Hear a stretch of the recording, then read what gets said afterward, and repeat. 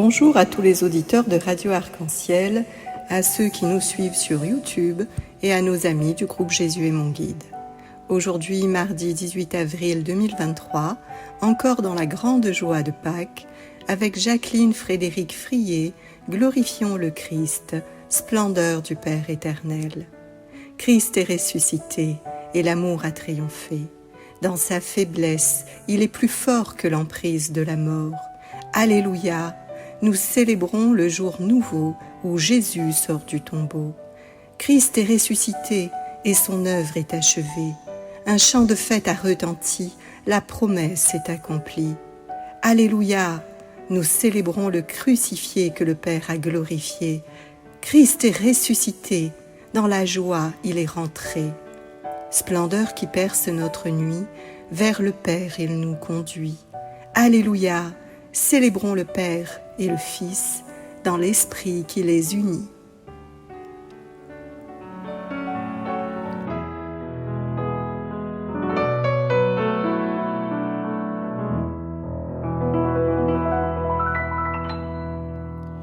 Viens, Esprit Saint, descends sur nous, comble-nous de ton amour, que rayonne ta bonté. Viens, envoyé du Dieu très haut, viens et fortifie nos corps, et fais de nous ta demeure. Viens et embrase nos vies, viens briller dans nos nuits, toi le consolateur. Viens, Esprit de vérité, viens purifier nos cœurs, viens nous renouveler. Viens, Esprit Saint, descends sur nous, comble-nous de ton amour, que rayonne ta bonté. Viens, envoyé du Dieu très haut, viens et fortifie nos corps, et fais de nous ta demeure. Viens et embrase nos vies, viens briller dans nos nuits, toi le consolateur. À toi nos louanges. Viens, Esprit de vérité, viens purifier nos cœurs, viens nous renouveler. À toi nos louanges. Viens et embrase nos vies, viens briller dans nos nuits, toi le consolateur. À toi nos louanges. Esprit de vérité, viens purifier nos cœurs, viens nous renouveler.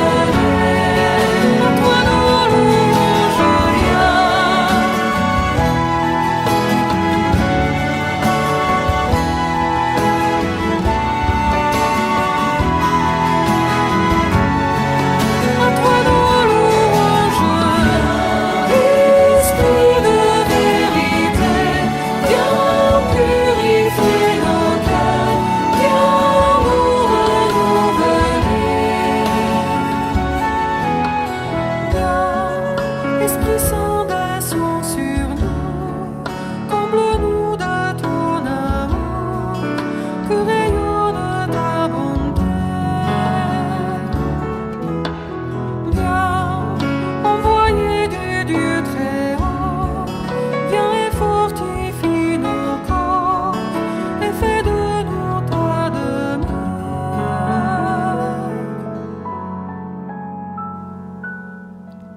Lecture du livre des Actes des Apôtres.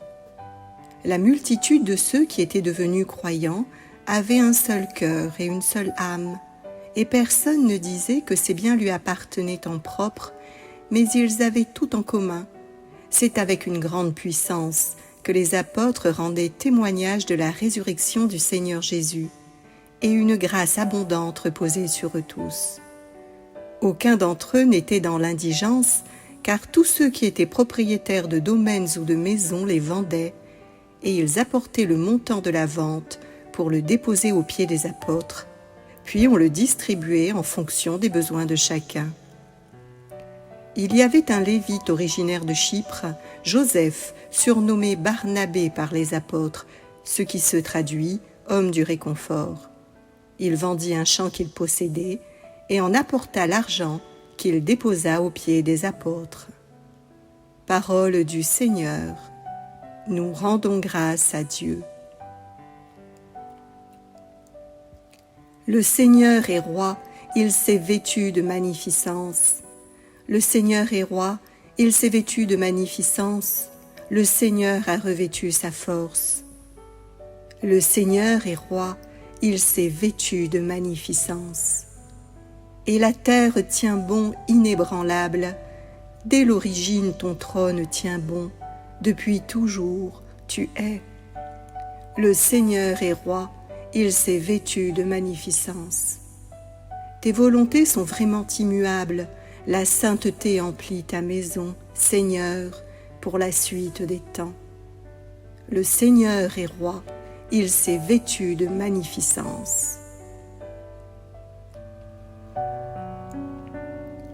Le chapitre 4 du livre des Actes des Apôtres fait suite au miracle accompli par Pierre qui déclare à l'infirme de la belle porte du temple de Jérusalem « Je n'ai pas d'argent, je n'ai pas d'or, mais ce que j'ai, je te le donne. Au nom de Jésus-Christ de Nazareth, lève-toi et marche. » Le livre des Actes déclare qu'à partir de ce moment, une multitude était devenue des croyants. Au cœur du monde juif et païen dans lequel ils vivent, les premiers chrétiens deviennent conscients que le Christ est le Fils du Dieu vivant. Dans leur vie, il y a alors un avant et un après, marqués à mi-chemin par un point de rupture, leur rencontre avec la personne du Christ. Ces premiers chrétiens sont conscients de ce qui fait leur singularité. C'est l'unité de leur communauté dans la personne du Christ, car la conversion qui est le fruit de l'Esprit Saint leur a donné un seul cœur et une seule âme. Pour ces premiers chrétiens, c'est alors un engagement total, radical, car la foi au Christ, être croyant, engage toute la personne humaine, le cœur et l'âme. Ainsi, les premiers chrétiens vivent profondément le mystère de former un seul corps, dont le Christ est la tête, comme le déclare saint Paul dans la première lettre aux Corinthiens. Cette transformation du cœur et de l'âme se manifeste aux yeux de tous par un changement radical face à la richesse et à la propriété, car personne ne disait que ses biens lui appartenaient en propre, mais ils avaient tout en commun. C'est un changement radical fondé sur le renversement des convictions et des valeurs du monde qui élèvent les biens et la richesse comme valeur suprême. Et puisque les premiers chrétiens estiment que leurs biens ne leur appartiennent pas, ces richesses sont mises au service des frères nécessiteux pour la glorification du Christ. En effet, les Actes disent que tous ceux qui étaient propriétaires de domaines ou de maisons les vendaient, et ils apportaient le montant de la vente pour le déposer aux pieds des apôtres. Pour ces premiers chrétiens, c'est une vie nouvelle qui commence, une vie sobre, fondée sur la satisfaction légitime des besoins de chacun, comme le soulignent les Actes, et non sur la satisfaction des désirs et des passions de quelques-uns, une vie où l'on se satisfait du nécessaire, par conséquent de peu, une vie fondée sur le partage, pour que chaque membre de la communauté vive dignement et pour qu'aucun ne soit dans l'indigence. Là encore, les premières communautés chrétiennes comprennent intensément qu'elles forment un seul corps avec le Christ. Par conséquent, si un seul membre souffre, tous les membres partagent sa souffrance. Si un membre est à l'honneur, tous partagent sa joie, comme le dit la première lettre aux Corinthiens. Comment cette unité est-elle possible ? Il n'y a que la puissance de l'esprit qui peut donner à la multitude, où chacun a des désirs qui s'opposent à la satisfaction des désirs de son voisin, l'harmonie qui consiste à n'avoir qu'un seul cœur et une seule âme. Écoutons les actes des apôtres. C'est avec une grande puissance que les apôtres rendaient témoignage de la résurrection du Seigneur Jésus, et une grâce abondante reposait sur eux tous. Et lorsque saint Paul exhorte les Éphésiens, il leur dit qu'il faut cultiver cette unité par le lien de la paix. Écoutons-le. Je vous encourage donc à suivre fidèlement l'appel que vous avez reçu de Dieu. Ayez beaucoup d'humilité, de douceur et de patience. Supportez-vous les uns les autres avec amour. Gardez jalousement l'unité de l'esprit par le lien de la paix. Soyez un seul corps et un seul esprit. Enfin, pour donner de la force à ses propos, saint Luc convoque l'exemple de Barnabé, celui-là même qui va introduire saint Paul auprès des apôtres à Jérusalem, alors que ceux-ci se méfient encore de lui comme étant un persécuteur féroce des premiers chrétiens. Ce nouveau chrétien est un lévite originaire de Chypre du nom de Joseph et surnommé Barnabé par les apôtres, ce qui se traduit « homme du réconfort ». Il vendit un champ qu'il possédait et en apporta l'argent qu'il déposa aux pieds des apôtres. Barnabé devient alors le modèle des chrétiens, plein d'humilité et de confiance, qui donne sa richesse pour l'essor de la communauté dans un idéal évangélique fondé sur la solidarité et l'entraide. Frères et sœurs, soyons nous aussi des Barnabés, soyons l'homme du réconfort et de la consolation pour chaque frère rencontré. En effet, la solidarité matérielle décrite dans ce passage des Actes est toujours appréciée de Dieu, et chacun peut contribuer à aider matériellement son prochain à sa mesure pour qu'il ne soit pas dans l'indigence.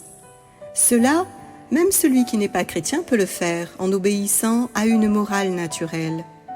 Alors, il ne s'agit pas uniquement de se préoccuper des besoins matériels de son frère. Le chrétien veillera aussi à ne pas laisser son frère dans l'indigence spirituelle. Jésus formule avec force à ses apôtres cette invitation lorsqu'il les envoie en mission. « Vous avez reçu gratuitement, donnez gratuitement, dit-il. » Avec le Christ, la bonne nouvelle du salut ne nous appartient pas, les dons, les talents que nous avons reçus non plus, tout doit être donné pour les frères. Mettons en pratique ce que nous professons à chaque messe dans l'anamnèse. Annonçons la mort du Seigneur Jésus, proclamons sa résurrection et attendons activement sa venue dans la gloire. Il s'agit alors de professer avec foi et simplicité la certitude de l'amour et de la miséricorde de Dieu. Chacun est aimé et sauvé. Jésus-Christ est le seul Seigneur et le seul Sauveur. Et comme l'a prophétisé Benoît XVI, Jésus-Christ est vivant et nous pouvons le rencontrer. À nous d'en être les témoins. D'autre part, si les premiers chrétiens ont mis aux pieds des apôtres leurs richesses pour la vie de leur communauté, il s'agit pour nous de mettre au pied de la croix d'autres richesses pour la vie saine du corps de l'Église dont nous sommes les membres. Nos rancœurs, nos ambitions, notre goût pour les plaisirs, notre individualisme, notre réussite sociale et professionnelle, notre esprit de compétition, notre orgueil, etc. Le Seigneur ne veut pas que nous soyons des propriétaires de richesses, quelles qu'elles soient. Il s'agit alors de renoncer à ces biens-là, à ces richesses-là, qui nous attachent au sol comme des boulets et qui nous empêchent de vivre la vie libre des enfants de Dieu. Ces richesses de toutes sortes sont en réalité de la paille et ne valent rien pour le ciel. Jésus nous met en garde dans l'évangile de saint Matthieu. Ne vous amassez pas des trésors sur la terre, où la teigne et la rouille détruisent, où les voleurs percent et dérobent, mais amassez-vous des trésors dans le ciel, où la teigne et la rouille ne détruisent point, et où les voleurs ne percent ni ne dérobent, car là où est ton trésor, c'est là aussi où sera ton cœur. Ou encore dans l'évangile de saint Jean, travaillez non pour la nourriture qui périt, mais pour celle qui subsiste pour la vie éternelle, et que le Fils de l'homme vous donnera. Ou dans l'évangile de saint Luc, Quiconque parmi vous ne renonce pas à tous ses biens ne peut être mon disciple. C'est en renonçant à ces fausses richesses que nous pourrons travailler à acquérir ce qui rend éternellement riche. Frères et sœurs, avec les premiers chrétiens, soyons aussi intimement conscients de l'importance pour l'Église d'avoir un seul cœur et une seule âme, car nous sommes bel et bien les membres du corps du Christ dont il est la tête.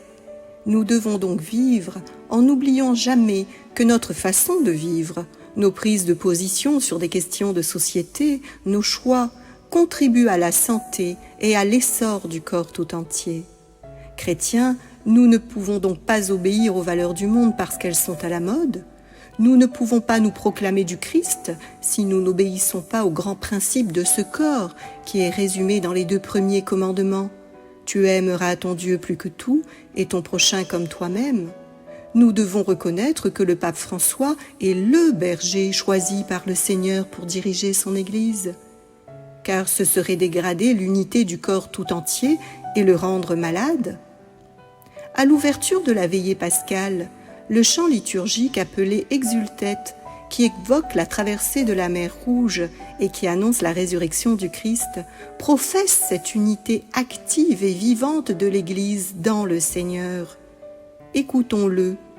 Seigneur, nous vous prions en l'unité de votre Église.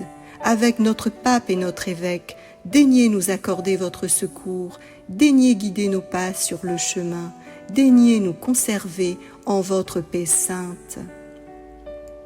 De même, rappelons-nous la prière eucharistique. Regarde, Seigneur, cette offrande que tu as donnée toi-même à ton Église. Accorde à tous ceux qui vont partager ce pain et boire à cette coupe d'être rassemblés par l'Esprit Saint en un seul corps, pour qu'ils soient eux-mêmes dans le Christ une vivante offrande à la louange de ta gloire. Et nous avons tous déjà entonné ce chant de communion. C'est toi, Seigneur, le pain rompu, livré pour notre vie. C'est toi, Seigneur, notre unité, Jésus ressuscité. Ainsi, c'est dans le sacrifice eucharistique que se renouvelle et s'approfondit l'unité de l'Église.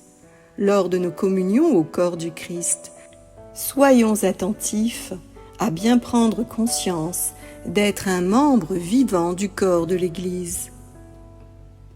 D'autre part, cette unité dans le Christ permet à chaque chrétien de vivre la communion des saints que nous proclamons dans le credo. Je crois en la communion des saints. Nous proclamons l'union des fidèles vivants ici-bas et des fidèles ressuscités auprès de Dieu dans une grande solidarité spirituelle à travers l'espace et le temps. Le saint sacrifice de la messe, les suffrages pour les âmes au purgatoire, leurs prières pour nous ici-bas, la participation à la Sainte Messe, la pratique des sacrements, le jeûne, la prière, les renoncements offerts, les sacrifices, nous permettent de remplir le trésor de l'Église et d'y puiser dans un vaste échange d'amour, de charité et de miséricorde. C'est ce que signifie d'ailleurs la parabole du Fils prodigue. Le Père miséricordieux réconforte le Fils fidèle et mécontent de l'accueil plein de joie qu'il a fait au Fils qui était perdu. « Toi, mon enfant, tu es toujours avec moi, et tout ce qui est à moi est à toi. Tout ce qui est à moi est à toi. » Nous avons alors à notre portée le trésor de miséricorde de l'Église, pour y puiser abondamment pour nous-mêmes, pour nos frères, pour les défunts. D'ailleurs, c'est ce que Marie, sous les vocables de Notre-Dame de Lourdes ou de Notre-Dame de Pontmain, désire que nous fassions. Écoutons-la. Pénitence, priez Dieu pour les pécheurs, supplie-t-elle. Remplissez le trésor de miséricorde de l'Église et puisez pour la conversion de vos frères. Alors, d'un seul cœur et d'une seule âme, entrons tous dans le refuge de son cœur immaculé. Avec son cœur maternel, elle nous apprendra à puiser saintement dans ce trésor de miséricorde, elle que Jésus a élevée au pied de la croix à la dignité de mère et de reine de la Sainte Église.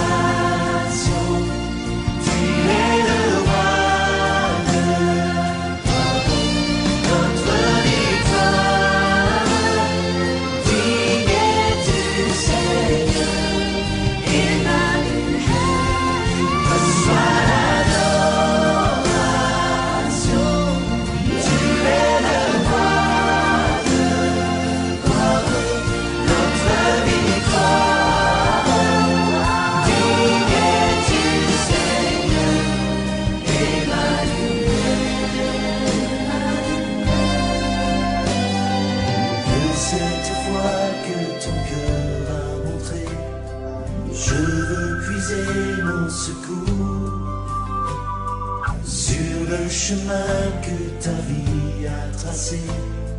Je marcherai chaque jour. Garde mes yeux des attraits